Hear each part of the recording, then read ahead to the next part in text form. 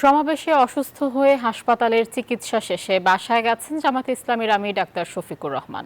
এর আগে তাকে দেখতে হাসপাতালে যান বিএনপি মহাসচিব মির্জা ফখরুল ইসলাম আলমগীর ও প্রধান উপদেষ্টার প্রেস সচিব শফিকুল আলম।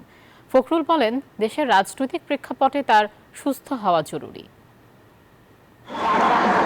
রাজধানীর সোহরাওয়ার্দী উদ্যানে জামায়াতে ইসলামীর জাতীয় সমাবেশে বক্তব্যকালে অসুস্থ হয়ে পড়েন দলটির আমির ডাক্তার শফিকুর রহমান।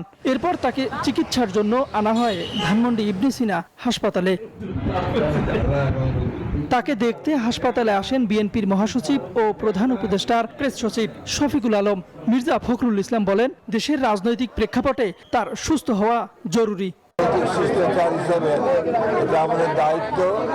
আমাদের রাজনৈতিক নেতৃত্ব অসুস্থ হয়ে পড়লে তাকে দেখতে যাওয়া এটা আমাদের পবিত্র দায়িত্ব আমরা মনে করি। রাজনীতির ক্রিটিক্যাল মোমেন্টে আপনার আমির সাহেবের সুস্থ হওয়াটা খুব জরুরি বলে আমরা মনে করি। হাসপাতালে সাংবাদিকদের সঙ্গে কথা বলেন প্রেস সচিব। তিনি বলেন, প্রধান উপদেষ্টা জামায়াতের আমিরের খোঁজ খবর নিয়েছেন।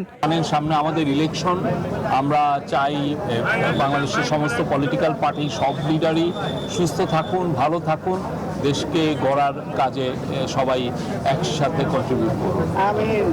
হাসপাতাল থেকে বাসায় যাওয়ার সময় সাংবাদিকদের জামায়াতে আমির ডাক্তার শফিকুর রহমান বলেন, অন্যায় অসত্য যেখানে সেখানে দেয়াল তুলে দিব।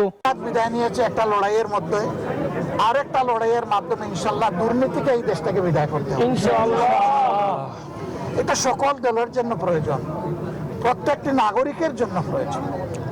এই দুর্নীতি সমাজ থেকে নির্মূল না হওয়া পর্যন্ত নাগরিক জীবনে কোনো ধরনের কোনো নিরাপত্তা আসার কোনো সম্ভাবনা নেই। জামায়াতের সমাবেশে দলটির আমির অসুস্থ হয়ে পড়ায় বক্তব্য শেষ করতে পারেননি। তার বাকি বক্তব্য মিডিয়ায় পাঠিয়ে দেওয়া হবে বলেও জানিয়েছেন জামায়াত ইসলামীর নায়েবে আমির ডাক্তার সৈয়দ মোহাম্মদ আবদুল্লাহ তাহের। তাওহিদুল ইসলাম, নিউজ 24, ঢাকা।